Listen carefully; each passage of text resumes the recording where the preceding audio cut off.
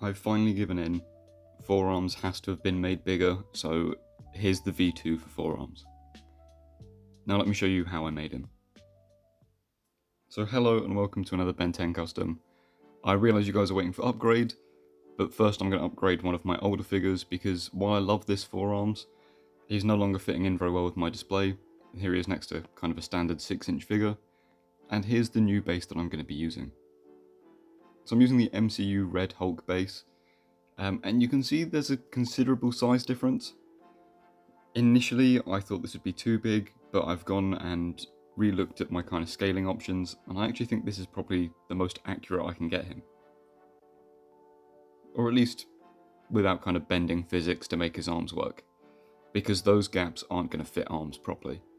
So I'm going to be using the arms from this Scarlet Spider figure, which you'll see get changed later, which was agony, as well as obviously my 3D printed adaptations to save me having to do a lot of modelling for this figure, by hand at least. And also obviously his arms are bare, so we do need to print some spikes for him.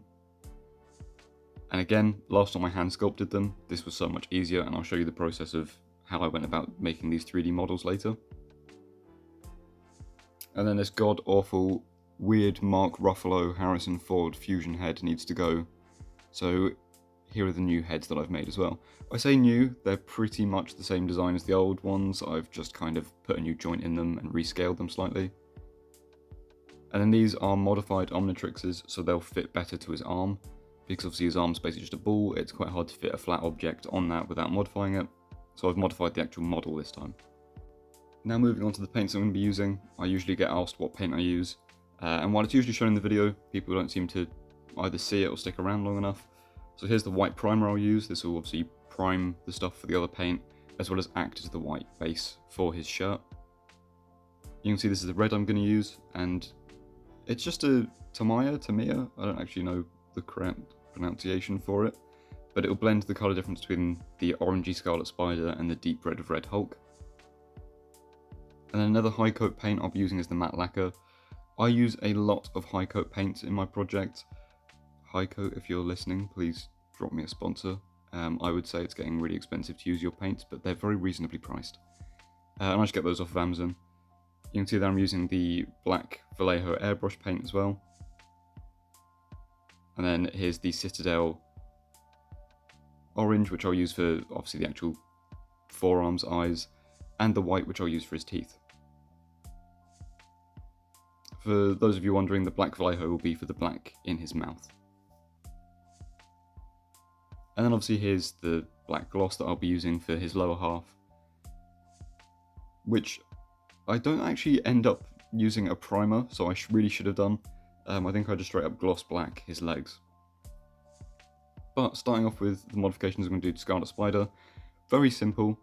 We're going to only really need the 3D printed arm spikes that I made, as well as the Tamiya Red, which I'll bring back in now.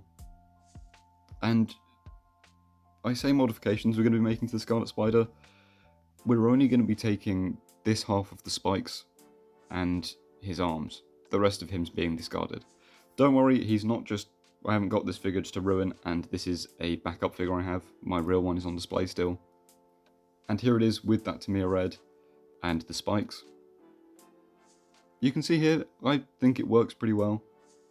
And while this did work for the Venom body, you can immediately see the red is still slightly off, and the scaling is massively off, which is a problem that I'm going to keep pushing down until it resurfaces. Now I'm just trying to line up how this will socket in, whereabouts I want the placement of the holes for the pegs to sit in, and how it's going to fit without affecting the upper arms as much. Which is all worthwhile and won't be made redundant in about 15 minutes anyway. So now my method of lining this up, I'm kind of just eyeballing it, to be honest with you. I'm trying to see where in line it is with his abs, and then I'm going to take a scalpel and just take a little chunk out, just essentially drilling a pilot hole with the tip of the scalpel blade, just so I can mark it, so I can then bring the drill in and actually drill the hole out. Now for time saving sake, I've sped up quite a few sections of this video because this original raw footage was about an hour long. And my very professional method of keeping everything lined up is just putting my fingers either side where the pinholes are, and again eyeballing at that level. The vast lacking in my people skills is made up for by my eyeballing skills, and I'm not actually sure that that's worth the trade-off. But anyway, back to what I'm doing here. I am now deciding that where I've placed the arms is slightly too high up because it's going to interact with the arms, well, the upper arms. And while it would have worked, I didn't want them nestled so far into his armpit, because although that's what he looks like, there are some other issues there. So now taking him apart, one thing you'll notice is that he has a lot more splits than I was aware of. I didn't know that you could separate this and that it was an actual peg, which means theoretically you can cut some of the excess red plastic off, glue it back to his trousers, and give him a boot swivel. And now, while that's something I fully intended on doing, you'll see why I didn't later. It's not that it's not possible, it's that I'm really stupid and messed it up. Or more so, messed myself up. Now obviously these are the main bits we need. Removing the bits I don't need, you can see I've also labelled those shoulders so I know which one's right and which one's left. But the head and the feet, immediately not needed. Obviously feet are the wrong shape, heads are awful regardless of whether you want a red Hulk or not. So taking the torso, which is where we've done those pilot holes, I'm going to come in with the biggest drill bit I have, which is unfortunately not that big. I need to invest in a bigger drill set. And this will do well enough just for marking where things are going to go. And you can see it's fairly centered, but I am going to have to remove some material here so that he maintains some side-to-side tilting. If I don't do this, he's only going to have front and back, and there's going to be a lot of paint rub issues really. So now taking that scalpel and obviously trimming that edge out. I actually don't understand why this was needed for the figure anyway. I get that like it obviously rounds the shape out a bit more, but it feels like a waste of plastic because it doesn't really do a whole lot other than that. Maybe I'm just bitter because it's caused me more work. But you can see with having removed that, sanded it, and flame polishing, which is something I often forget about being able to do with plastics like this. PVC plastic and a lot of other plastics can be flame polished. You just have to be very careful with it. But then bringing in a rotary tool, I'm able to carve out this big area that I can recess those arms into. So now taking the parts for painting. Obviously I'm going to sand these as well and rough them up a bit, just so they take to the paint a little bit nicer. And here you can see me thinking about adding some boot cut. And this is the point at which I decide I am going to add boot cut, because it'd be really cool for such a big figure to be able to plant his feet better. So now bringing in my very sharp scalpel, I'm sure you can see where the issue is going here. The plastic was quite thick, and it didn't like being cut through. It grabbed my blade and snapped, but obviously there's still enough of a blade on that broken bit on the scalpel, just enough for me to slash my finger open. And you will see another plaster be added to my hands later on, as well as the cuts on my wrist, which is from work, so please don't worry about that. I tend to injure myself a lot at work because it's a lot of hand work. But there you can see I've added the spikes and sanded it and just prepped it for painting overall. And then obviously here's the fists. And you'll see me drop a lot from that left hand because having a plaster on my middle finger means I've not got the grip that I normally do. But obviously the main thing I need to point out here, Forearms only has 3 fingers and a thumb, so I'm going to have to remove a finger from every hand that I have. Not mine, the actual figure's hands, although I come very close on occasion to removing my own fingers. And you can see here, just using a scalpel, I've chopped off that excess finger. I've then kind of cut around enough to give the idea that there's an impression of a little finger there. Which I forget to do on the lower set of hands, but they're at the back, you're never really going to see them, and by the time I'd realised, I'd already painted it. And again, this is how I flame polish. You don't want to get it at the tip of the flame, because that's where it just starts to burn and smoke, and it will blacken stuff. But if you use the actual blue part of the flame, it's where it's hottest, and you're not going to risk that kind of blacking and smoking as much. Just be careful with it. And now Forearms does wear gloves, so I'm going to come in with a permanent marker. And it's taken me a long time to find a permanent marker that works well for this. I don't know what brand this is. This is a cheap brand that I've got from a convenience store, I think. A fair while ago. I've been using these markers for ages. I bought a big pack of them. These work really well because if I put them on and then I matte lacquer them, it makes them look like they're actual like paint pens. And because the matte lacquer I use is UV protective, they're not going to fade. This is the same type of marker I've been using since I started my customs, and none of them have faded. So if you can find yourself a good permanent marker, this is a very reasonable way of doing details like this, because it works really, really well. You do have to experiment with this though, because some of the markers I've tried this with will kind of crack and get this really weird colour distortion going on. This type of marker doesn't seem to do it. I don't know if Sharpies do it actually, I haven't tested them. I just really like the flow rate of this permanent marker. But yeah, you have to do some experimentation if you want to try that yourself. Now, everyone's favourite part, bringing in my laptop, because I don't do screen recording, I just record my screen. Here is the 3D model that I used for forearms, or the bases for them. Now, here are his arm spikes. Obviously I scaled them differently. This is literally just a standard shape that Tinkercad has, that I've then put at an angle and flattened off at the base. Here's my normal Omnitrix that I use.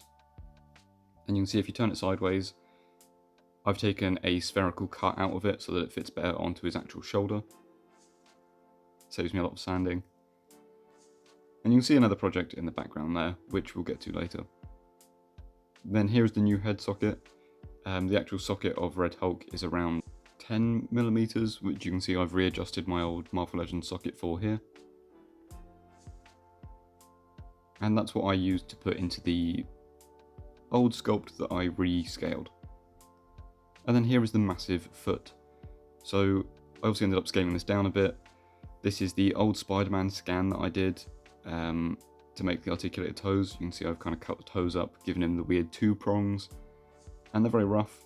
And then these little holes around the main center hole are relief, so that when you heat it up, there's a bit of compression allowed, because obviously the thicker resin means there's a lot less give when you're trying to socket that bit in. So that's very important to make it more flexible, so you can actually plug that socket into that hole. And then here's just some other thing that I'm working on. I don't think you guys are really going to be interested in this, so you know, it splits apart just so I can kind of figure out the black and the white sections. But yeah, I know none of you are interested in that, so we'll get back onto forearms. And here you can see, here's the old head sculpt I did that I've edited ever so slightly just so it fits better on Red Hulk. Again, like I said, I've rescaled it, and I did get the scaling wrong, but I've put that new socket in there, and I fixed the scaling on it.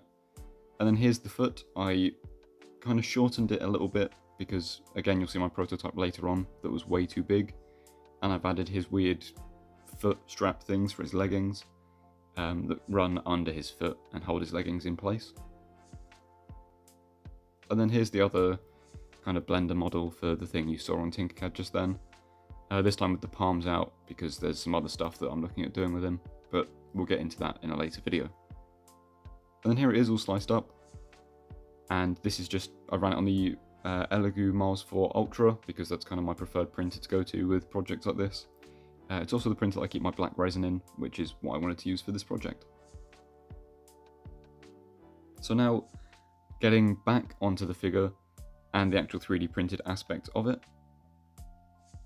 Again, like I said, I did have to do some prototypes and some fixes. So here are the feet, and there go the feet.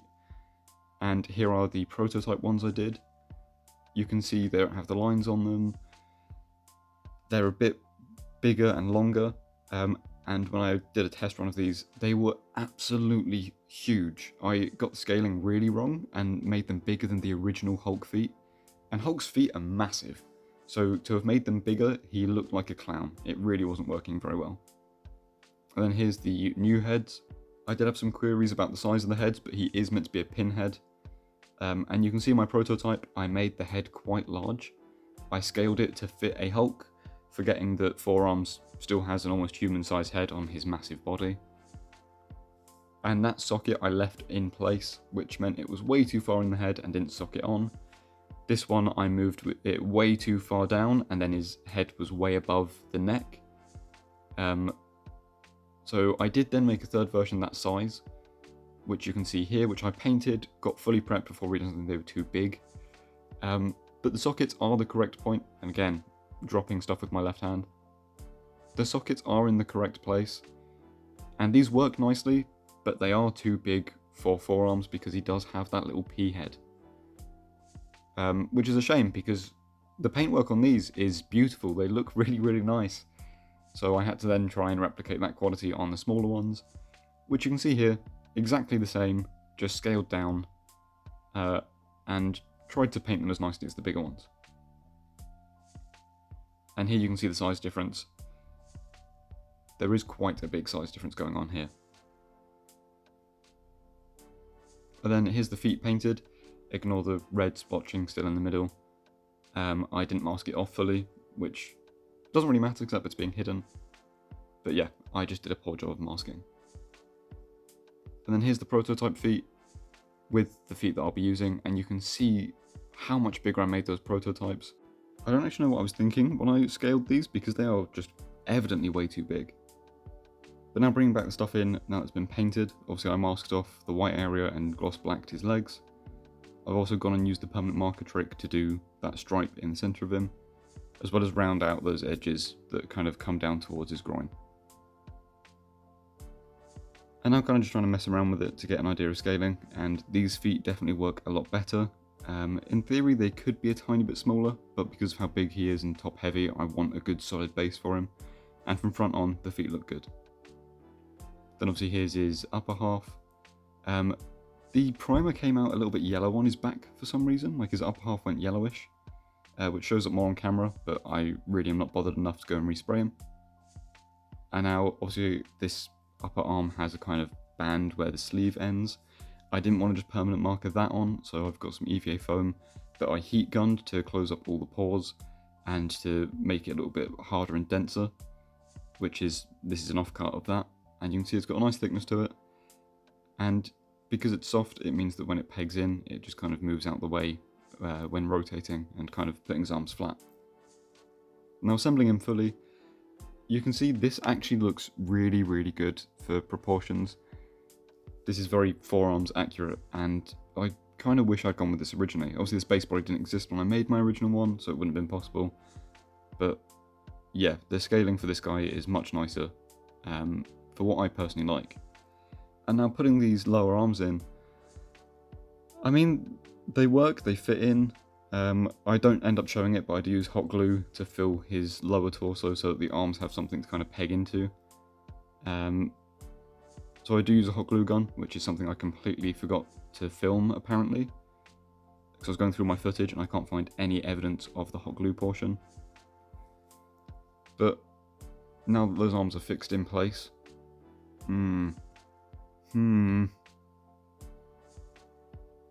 that scaling ain't right.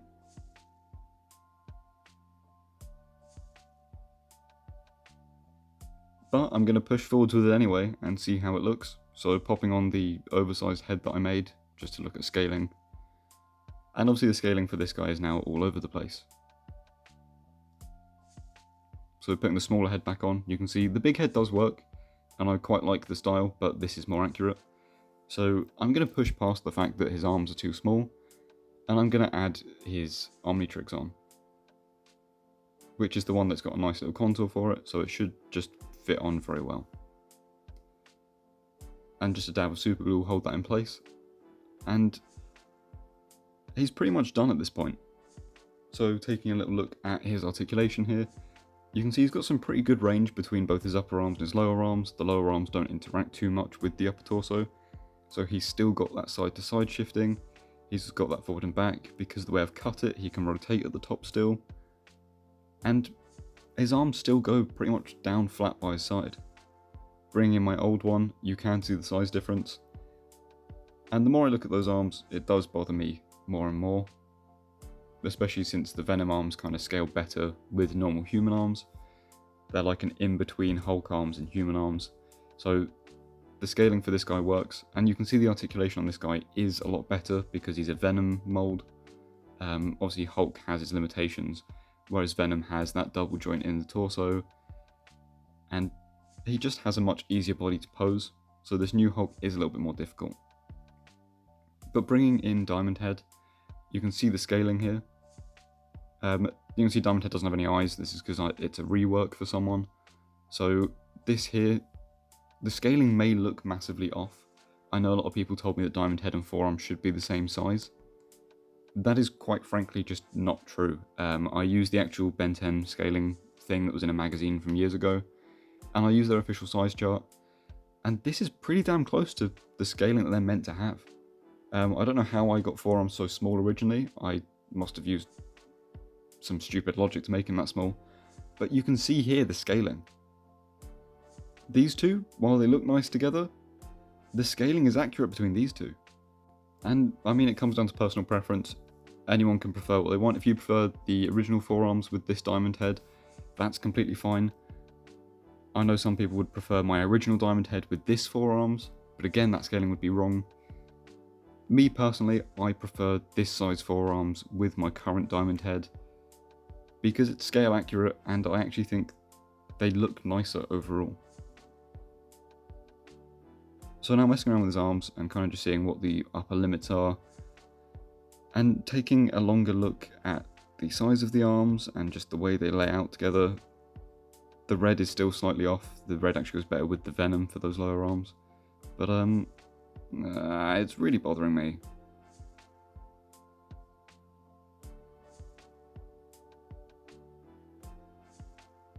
I'm changing it. Let's pop this off. Let's just straight up remove his upper section so I can get back to those lower arms. This looks awful, but getting rid of those lower arms as well, we'll just pop those out. And we'll replace them with something a fair bit heftier. Now, these are the Venom mold. They're the Void Build-A-Figure arms, technically, but they're obviously the Venom mold that was used for these. Now, these pegs are evidently not going to fit in there anymore, so I'm going to have to do a lot of modifications to this lower torso and to the upper torso to make these work, as well as a full repaint. So while this video was scheduled to come out a week earlier, you're getting it now because I had to wait for these arms to arrive and then do a lot of mods. So let's get on with those mods. First things first, bring back in the rotary tool with this rounded cutting bit on it. I mean, it's not really a cutting bit, but it works well enough. And that'll do nicely just taking a chunk out of this. I think I also used just a normal sanding drum on it. And that's obviously quite a lot of material to have removed, and you can see I've done the same on the lower set of arms there. Only on one side, just so I can check it before I replicate it. And it obviously sinks a fair bit further in now, which is still going to limit the amount of range that those upper arms have in terms of lying flat by his side. But realistically, I'm not going to pose forearms just flat up and down, and in the cartoon, his arms are kind of flush into his armpit, which doesn't make a lot of anatomical sense, so we're working with what we've got. I think this is as close as I'm going to get. And also it does mean I'm going to have to fix the paint on the red that's now exposed on the upper torso, where I've just rotary tooled out that excess. But I think realistically, my original instincts were correct, and you guys commenting on the post I made confirming that means it has to be done. So reassembling him, now that I've fixed up the actual paint under that upper torso, and obviously glued the spikes on and repainted these arms, you can see these work a hell of a lot nicer than the original ones. The red also matches much more closely because I paid more attention to the shadings. I've re-hot glued the inside and melted it to fit properly. So these now just peg in, and they do actually click in, which is very, very nice. Not enough that it's audible, but enough that you can feel it. And while the arms don't go flush by his side anymore, yeah, this is better. This is what forearms is meant to look like, and I really wish I'd gone with this from the beginning. The second I saw those arms were too small, I should have got on eBay and bought a set of Build-A-Figure arms, because this works so much nicer. And there you have it. This scaling, these proportions, they work so much better for this figure. So now let's do a little 360 of him. And you can see he does look a lot nicer than my first attempt, in my personal opinion. Again, there are people that prefer the old one, and that's completely fine, I have no issue with that. I'm also going to be fixing up the old one because someone has agreed to take it off my hands, and I am willing to bet you guys will know who that someone is when you see them post it. Now, the posability of this guy is fairly decent. I mean, you can see his lower arms can cross across his body like that. The upper arms can't, unfortunately, but very happy with the posability on this thing.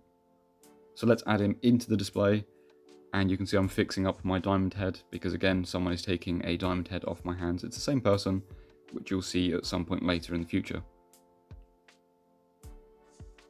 I've done a lot of work on fixing this guy up, and that has required me making a new set of arms and whatnot. And fixing the eyes in his head, a lot of people had an issue with the eyes, and I have finally fixed them. I couldn't figure out what it was just that the black ring was too big, so I just cut some of that away. And a little sneak peek at the next guy that I'll be adding to this shelf. But thank you guys so much for watching, and I'll see you in the next video.